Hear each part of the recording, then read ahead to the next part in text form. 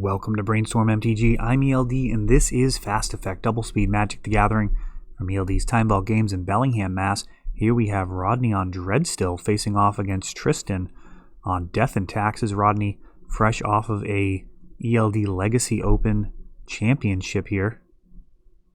And leading out with Delver of Secrets against Death and Taxes. No Swords to Plowshares and Force of Will flipping,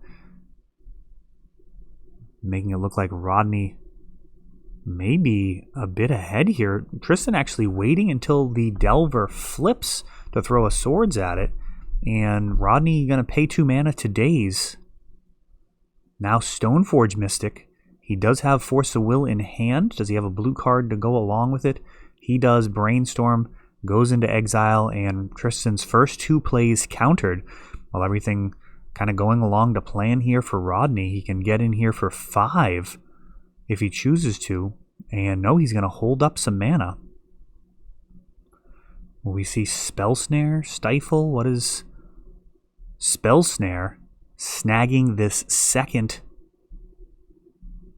Stoneforge Mystic, and now the Swords to Plowshares targeting Delver of Secrets. And Rodney really going into the tank about this one. So the Spell Snare does resolve. He forces pitching True Name Nemesis with no second blue in sight. He is just going to try and ride this out, countering everything. And off the top, Standstill, an incredible card here. He's Hellbent. He plays Standstill, and now he's going to be getting 3 cards. We've got a Thalia cracking Standstill, and then he attempts to Swords it. He's going to have to pay 1 more mana for that.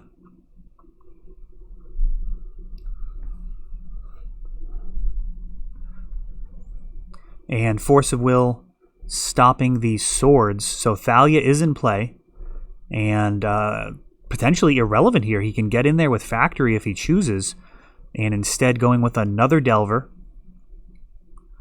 Could have actually swung and pumped with that Factory, instead opting to get a second Delver on board.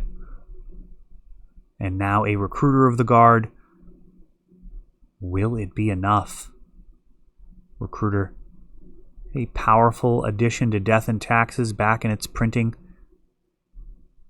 goes ahead and gets Umezawa's Jite by way of Stoneforge Mystic. Tristan with tons of mana there. He can play, equip, and potentially start activating it. Delver does not flip, and now it's time to swing with Delver and Factory. Thinking about his block potential here.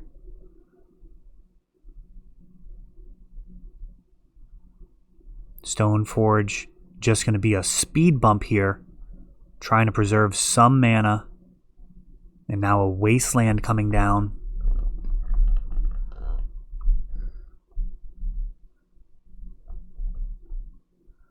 And Thalia is actually quite adept at carrying equipment.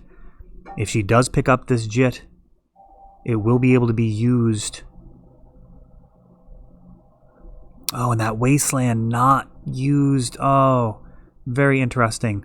So he could have Wastelanded, potentially stopping the equipping of this Jit. And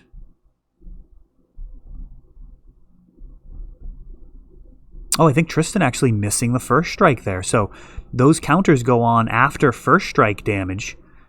Thalia should still be alive. So Tristan is back up against the wall here unnecessarily. Thalia could still be in play. The way you'd want to do that is let the first strike damage resolve, get the counters on the Jit, then remove the counter to take out that Mishra's Factory. And now Tomic is not going to be sufficient. If there's no counters on Jit right now, which I don't see any, it looks like there's going to be 2 damage coming in. So, wow. That is crazy. Death and Taxes does look like the type of deck that you can just pick up and pilot fairly optimally. But there's a good example. Tristan, I believe, not usually playing Death and Taxes. I think he actually borrowed it this week just to mix it up. Definitely see him playing all sorts of different strategies, but not usually death and taxes. And I think that first strike is a good example of the type of percentage points that you can lose from just not having all of those interactions down pat. So yeah, first strike, absolutely relevant. I've been blown out by first strike from Thalia before on camera. Playing Burn actually just threw a Monastery Mentor right in the trash because of the first strike on the larger Thalia, the Heretical something, Cather maybe. Definitely not the Guardian of Thraben, but the larger one. The first strike on that was an absolute blowout. And that is very useful with equipment. Particularly Umezawa's Jite. So going into game number 2 here, Tristan, I believe, could have possibly held on there. Very interesting.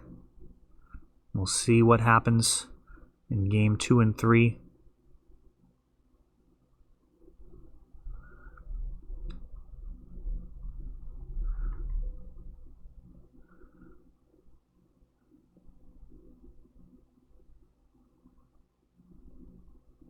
Rodney got off to a good start, countering pretty much everything in the last game. Slower start here, no turn 1 Delver. And we've got a turn 2 Thalia. And he's going to go ahead and fetch a non-basic. Now, Death and Taxes has a very strong component of mana denial. So fetching a non-basic can send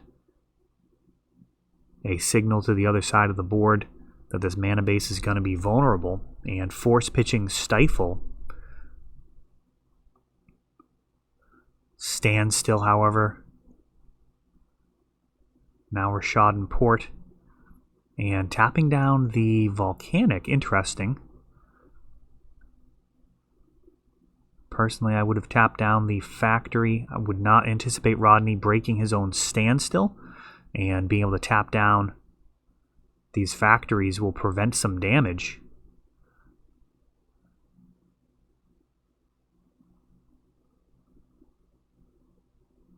So his life total just being chipped away at. And now Tristan had enough of that. He's going to be tapping down factories moving forward, I'd imagine. He does have a pair of ports.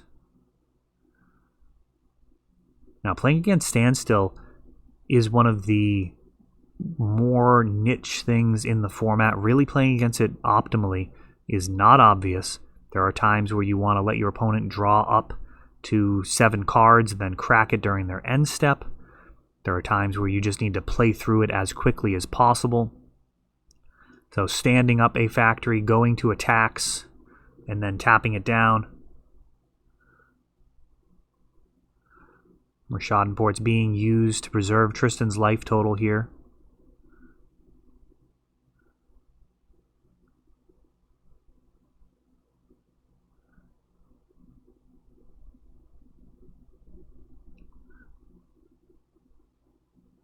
Looks like he may be getting ready to discard. Does he have 8 cards in hand?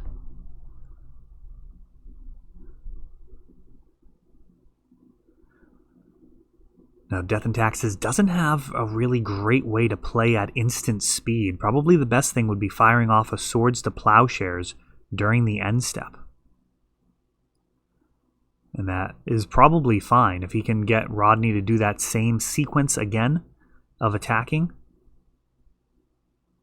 And no, he's just going to go ahead and throw it out there. Rodney going to have an incredible amount of cards in hand at the beginning of his turn. I believe he was close to 7, so he may have 10 or 11 cards here to choose from.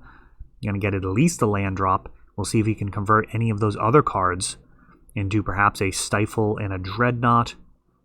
Perhaps drop a Delver and another Standstill. He would not necessarily mind countering this Thalia. If he's got the counters to spare, she is a little bit of a pain to deal with, especially given these Rishadan ports. And Stifle. being pitched to Force of Will, and Stoneforge Mystic does land, and that's going to go find from here. Batterskull does seem like the most logical choice.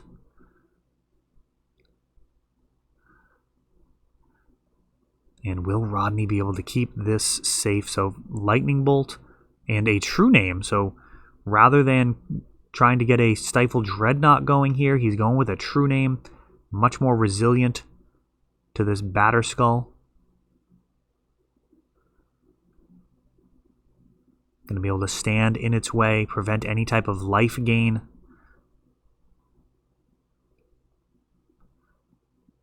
Till eventually a Dreadnought comes down, and Gideon, that one requires a read from Rodney. Can stand up Gideon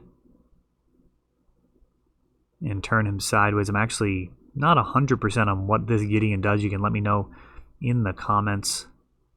Not sure if he's one that gives an emblem or just makes soldiers. I think he might make soldiers also be able to attack and then can give an emblem. Make all your guys +1/+1. And a True Name Nemesis number 2. Oh, I just poked myself in the eye. That's difficult to see. That really shuts stuff down.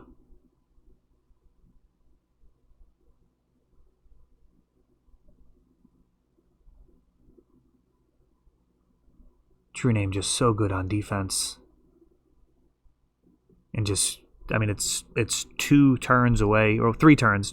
That is a big thing with Death and Taxes. They do not hurt themselves. You pretty much have to fight for every point of damage against them. Other decks, they've got fetch lands, Force of Wills, these little paper cuts along the way. So when you're looking at a couple of True Names and they're at 13, you know, you're thinking like, this is probably about 2 turns. Instead, you definitely have to take that full extra turn to do that final point of damage with True Names. Unless Rodney has something along the lines of Lightning Bolts. These factories not likely to be able to get in there. But we'll see.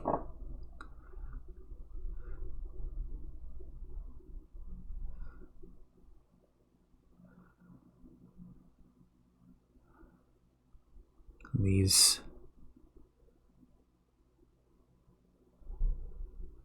Is that a Sanctum Prelate?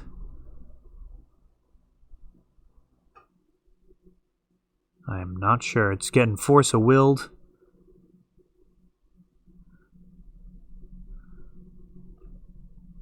Sword of Fire and Ice still in hand.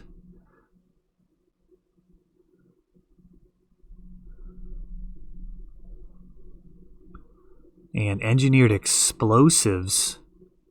Taking out those cat tokens. And these factories are actually going to be able to get in here. Just turn it all sideways. Look at that. 10 damage coming in. Brutal. The inevitable reach of these True Name Nemesis is going to be felt here. As Tristan needs to keep his life total above 6 somehow, and there's no way with him tapped out. Even chump blocking a factory means he's going to be dead the next turn to those True Names. And that is it. So Rodney taking it down in 2 with Dreadstill against Death and Taxes. That is all for this one, but don't worry, there is a lot more. You can check out our older videos, and we're always putting out new videos from ELD's Time Vault Games in Bellingham, Massachusetts. If you want to help the channel, of course, you can like, subscribe, share, tap that notification bell so you can know the next time our new videos come out. Thanks for watching.